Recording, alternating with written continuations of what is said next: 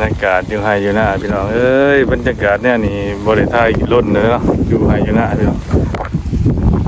สบายดีส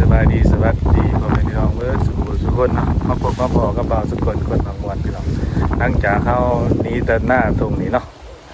กะบริมากับ4-5 เดือนพี่น้องแต่เขามาแต่เกาหลีกับบริมาเลยเนาะวันนี้มาหาปลาพี่น้องมาสอนเอากุ้งไปกินเนาะเนี่ยพี่น้องเอ้ยหน้ากะจีเสาๆมองๆเนี่ยเนาะขาดผู้น้ำผ้าเนี่ยพี่น้องเอ้ยตะกี้ยังว่ามีพอเถาแล้วอยู่นี่ขอกเป็ดขอกไก่แต่เป็ดไก่แดนดุดได้หลายแล้วพี่น้องผู้ใดเคยเบิ่งคลิปบ่าวทุกคนเนาะคือเนี่ยนี่เราบ่อยู่มันก็หกคืออะไรพี่น้องเหมือนที่มาสอนเอาปลาพี่น้องถ้ามีปลาสิมาบานพุยเนาะหน้ากะแม่เฒ่าจ้างคนลำหน้าแล้วพี่น้องที่บ่าวทุกคนโอนเงินมาให้เพิ่นเนาะจ้างคนลำหน้าพี่น้องนี่แหละมาสิมาบานพุยบัดนี้ก็ไปซื้อพุยเบิดพี่น้องก็ได้บัดมาบานก็ได้ส่วนไอ้น้องกลางเฮือนมาสอนนั่นแหละเนาะสอนเอากุ้งพี่น้องให้พี่น้องบ่ได้ปล่อยปลาพี่น้องเอ้ยเพราะว่าไม่ถามว่าคนหลักเอาลายเนาะหน่อไม้เฮาก็ยังคนหลักเอาหน่อไม้บักกะทันเนียงที่เฮาปลูกไว้ตอนเฮาสิไปเกาหลีน่ะพี่น้องให้นะเฮามามื้อแรกสิมาบ้านกันเขาเอาพุยมาก็หัวจิงขอจิงไข่พี่น้องเกิดเห็นนอนอยู่เกาหลีสื่อจิงไข่กินนะวันนี้ก็มาสอนก็มาน้องสอนเอากุ้งพี่น้องสอนเอากุ้งเนาะเดี๋ยวไปเบิ่งน้ำกันมาซิมีแล้วพอนี่นะพี่น้องเอ้ยกระโคกกระเหือเนี่ยเนาะปกติกันปะถาวนอยู่เพื่อเกี่ยวไปง่วยขั้วอย่างนี้ที่เป็นเสียไปแล้วพี่น้องเอ้ยคือหอดเพื่อนเขากันมาให้มานะนี่มันกระทานนะช่วงหนึ่งมันเป็นหมากนะครับว่ามันเป็นหมากมันกลัวยังวะกลัวนูวะนี่หน่อยปูหน่อไม้เขาก็ใหญ่แล้วพี่น้องเลยบ้าทุกคนปลูกก็ข้าวดีอ่ะพี่น้องเลยเกิดไว้นะก็บอกพอบอกผ้าปีก็กล้วยว่าทุกคนให้ปลูกหญ้าที่เราปีกล้วยเดี๋ยวมารอดูน้องกันมาสิได้แล้วพอเนาะนี่หน้าเขากระดำ4-5ให้พี่น้องเลยพอได้กินเนาะกันสื่อกินมันกับแพงเพราะว่าเขาปลาให้ปลาหน้าได้พี่น้องเลยมีไฟเห็ดมีตะเกียบมีตะบาตะกนเห็ดเนาะป้าพอดีมากนะพี่น้องเลยขนาดไปเกาหลีอีกเนาะพอดีมากกะเกี่ยวเขาก็เก็บกับเพศนะเดี๋ยวชีวิตมุนไปมุนมาเห็นไหมเดี๋ยวไปเบิ่งน้ำกันพี่น้องเลยมาหาไก่ชีวิตดูยังไงเนาะต้องไปสู่หาเงินหาค่ำก่อนนะพี่น้องแล้วเพื่อสิให้เป็นก่อนเป็นเงาขึ้นมาเนาะเป็นสีใดสื่อยังให้มันสำเร็จนะที่5 บาทพันไหลที่บาสกุลพันมาจากหลายส่วนยังอะไรพี่น้องอย่ามาสรุปลงกันมาแล้วพุ่นนะ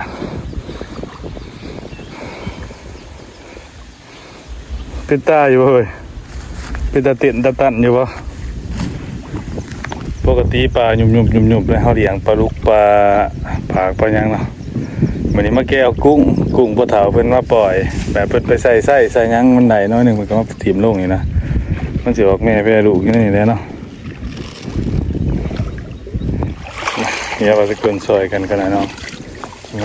หญ้ากระหกแปลนกตะกี้ว่าสกุลปลูกคุกกระโพดนี่เลย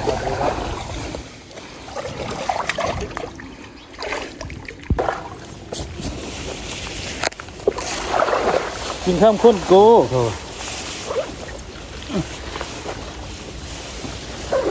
เดี๋ยวพาย่อยครับมันอย่างนี้ด้วยคอยเช่าอยู่เนาะเดี๋ยวกล่องก็ได้พอแล้วกินข้ามไปเนี่ยผมจะหันแล้วย่างเลยปุ๊บปลาเครื่องพร้อมหน่อยมาปล่อยวนก็จะเอาจักวนมาปล่อยลงอีกครับมาปล่อยจ้ากับพี่จะนี่จะโว้ท่านลงไอ้พี่ที่ละโมสั่นโมเส้นยังโอ้สาดงามครับมันโอ้พี่ปลายังอ่ะโอ้ปลาลูกวะเนื้อปลาเครื่องปลาเครื่องปลาเต่าโอ้ปลาเครื่องปลาเต่าตัวเอามาปล่อยไปปลาเต่าห่อเนี่ยมาล่างก็ที่แล้วมึงจะเอาขึ้นไปยังปลาเครื่องพี่น้องเครื่อง มาเมื่อโดดซะเอาไว้ก็ให้ เอาไปเอาผู้โอ้ยนี่ บ่นะตัวใหญ่มาหน่อยจักตัว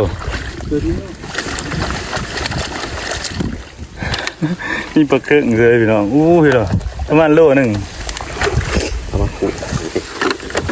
ปงลุงเบิ่งปลาครึ่งพี่น้องนี่เหรอปลาครึ่งปลาเถาพี่น้องปล่อยจะข้าวเป็นไซเวทโอ้ยังใหญ่เลยอยู่เลยนะพันเนี่ย เดี๋ยวเอา เดี๋ยวเขากินอุ้ยจะมาจ่อยจะเพิ่งอ่ะนี่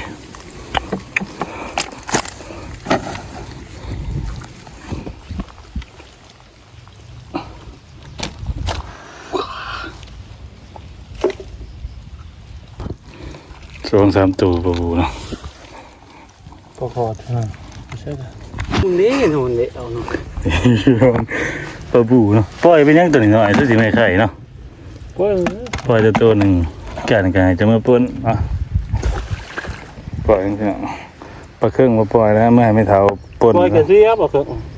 เอาลงเลยเลยเอาเมื่อเลยเลย มันก็ได้ตัวเนาะตอนเฮาแก่ตอนเราประมาณเนาะ แกอีกไปยังด่างกวดเลยนะ แล้วแก่ครับ แกครับ หอยจูบ ทีมมันต้องจริงไข่อีกลายนี้จริงไข่เนาะ โอ้ไปนั่นคือพร้อมตัว เอาโดนนะ พี่เอาไปพบ พบมาตัวหัน มา โอ้ อบยังอีกครับ ใช่เอาไปพบมาพบ บ่ ตัวงู สิไปอบยัง พบจีงู อบจินงัว ใหญ่จีงูมาเขาคือ จะไปขางัวป่ะ ใคร นี่กุ้มนี่เป็นแบบกุ้มบอกกล้วยนะพี่น้อง จากว่าก ล้วยท้องกินมันบ้านนะพี่น้องกล้วยใจเรืองๆหันนะ กัน เพิ่มมากล้วยเองว่ะตัวมันมีในนิดหน่อยหนึ่งนะตัวนั้นประเภทพวกมันบอกกล้วยตัวนี้เรียกว่ากล้วยตำสมอ่ะเราสกุลปลูกไว้อยู่กัน นักวนมาเนี่ย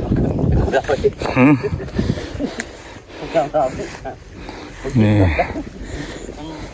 กินมันก็ดี เป็นวาย 6 เบิร์ดพี่น้องเลยมุ้ยคนอยู่แบบคือว่าสกุลเราเลยพี่น้องขาดผู้นำผ้าเนาะมันก็เสามอง6เกลือเนี่ยเลยเนาะตะกี้มาประถาเพิ่นอยู่เพิ่นทางเพิ่นยังแล้วเพิ่นเสียงเป็ดเสียงไก่แล้วมาแน่นี่คือหอดเพิ่นพี่น้องให้มาให้มาหน้าเนาะตะกี้เบียดอยู่หมองบ้านพอกบ้านพุ้ยเพิ่นบ่ให้ว่าสกุลในเฮ็ดได้สำหนึ่งนี่จะเพิ่นตื่นมาแต่เช้าเฮ็ดจะมัดเขามัดน้ำอิหยังเนาะประมาณคือหอดพี่น้องเลยคันไหนมาก็ได้มันไปเฮ็ดเบียร์ก็ชื่อว่าเพื่อนไปเลยก็ได้เอาเนาะปลาห้าสิบไม่เหลือกี่เพื่อนเลยตุ่มเก๊กว่านี่หน่อยตะกี้ไปจืดได้พี่น้องตะกี้ไม่เที่ยงหนึ่งเนาะที่เขาเห็ดกับปลาเถาคนใหม่มาเห็ดนะขอใกล้หนึ่งกับปลาเถาแล้วเห็ดมาวันนี้มาไปเลยพี่น้องเลยเป็ดไก่กับบะหมี่ตะกี้เป็นแพร่อยู่อย่างนั้นคนมาจะมาขอกเป็ดขอกไก่ก็ทีนี้ปลาสกุลต่างใจเลยพี่น้องว่าอยากให้มีเป็ดมีไก่ได้จนสิมาแต่มาแต่เกาหลีแต่มาอยู่ห้าอยู่หน้าแล้วก็เห็ดเถื่อนซ้ำพออยู่นะนี่ก็เลี้ยงเป็ดเลี้ยงไก่เลี้ยงปลาคาย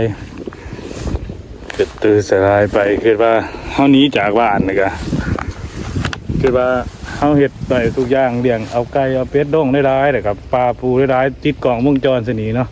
แต่เฮ็ดเถื่อนดังหน่อยๆนะพอได้อยู่ได้นอนมาเท่านี้ออกจากบ้านไปหาเงินหาหยังก็ก็เฒ่าเพิ่นมานอนเผาค่ำคืนนะพี่น้องมาแน่นะโอ้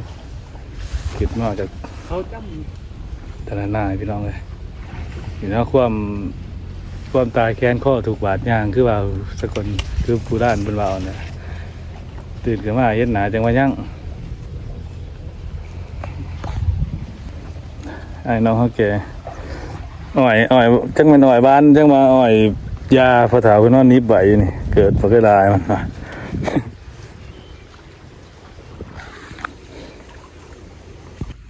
นี่พี่น้องบาทที่สองแห้งหมดเลยเนาะมีแต่ขี้ดิน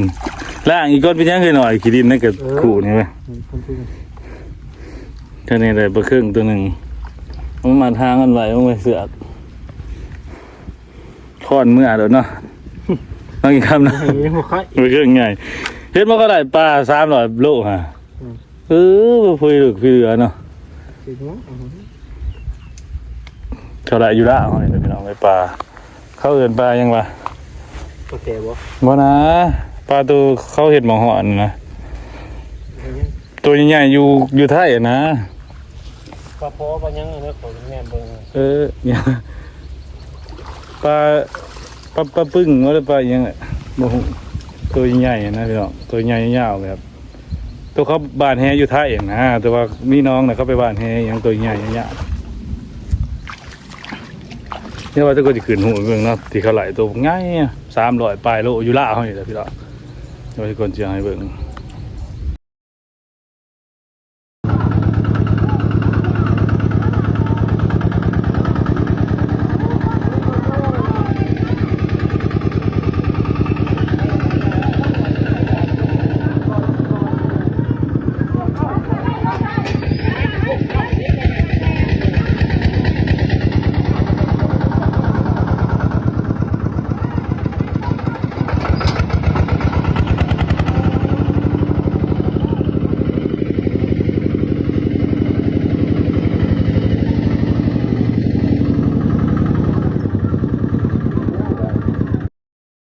ปล่อยง่ายเลยปู่มันตายโอ้ลึก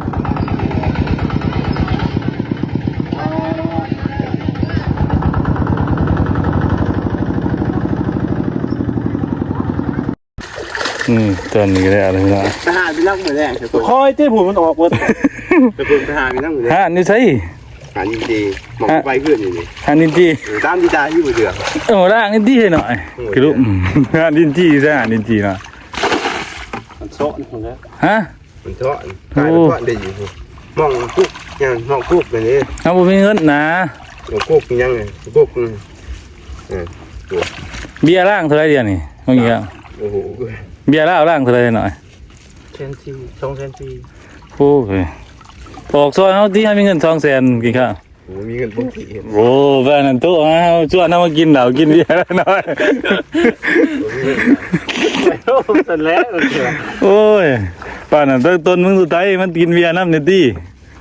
เอาบอกก่อนว่าจะชื่อจังไดเอา กินข้าวทำได้กินข้าว ทำได้กินข้าวบ้านไหน วันที่นั้นสมบูรณ์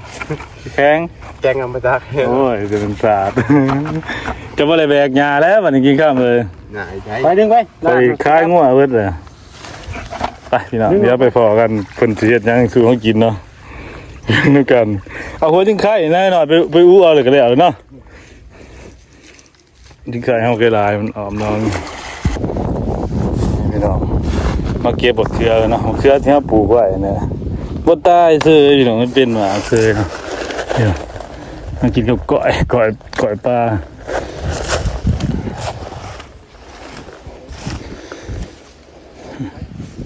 เขือขาว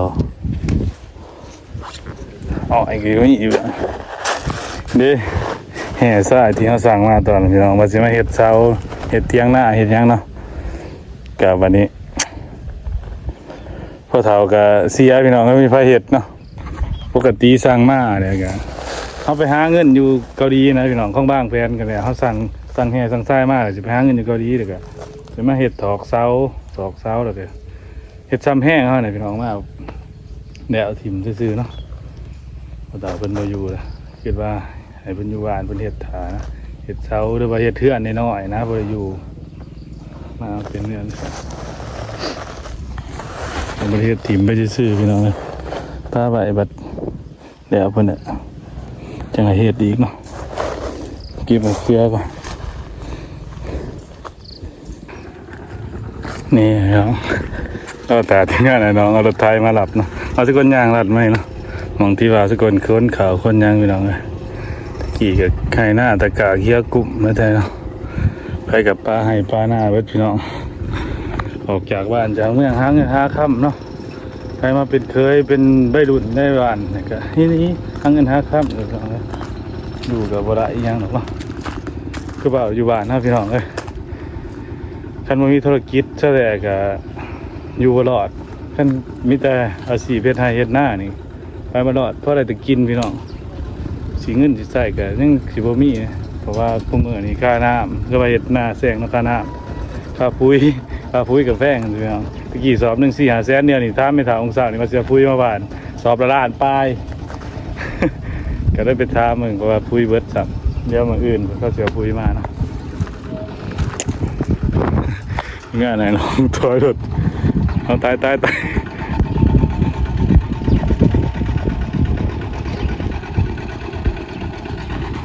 นี่รถไทยพี่น้องเอ้ยเดี๋ยวตั้งใจไปสู่งานต่อพี่น้องเอ้ยกำลังมีเรือมีแห้งเนาะมาเฮ็ดไร่เฮ็ดนามาเฮ็ดเทื่อนเฮ็ดซ่านบ่ล่ะบ่สวยดอกคันเฮามีเงินอยู่บ้านเฮาทุกตอนยังมีเรือมีแห้งสนุกตอนเฒ่า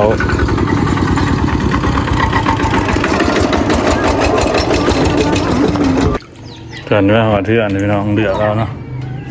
เฮ็ดจะได้กินเลยปิ้งบ่นี่จะปลานี่คิดว่าสิสอนเอากุ้ง ไปไม่ทำละนี่ก็ ปลาคอปลาย่างก็สิปิ้งเนาะกินบ่เบียร์อีกครับ ผี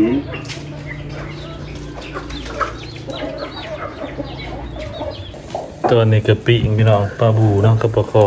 ตัวนี้50เย็นจังได๋อ๋ออู้ใส่น้ำปลาแหล่อู้ใส่น้ำมันสมเนาะเกี่ยวน้ำมันสมพี่น้องยังเกี่ยวน้ำมันสมใส่ไว้กับพระโอ้นี่อะไรอีกเด้อปลาเบียร์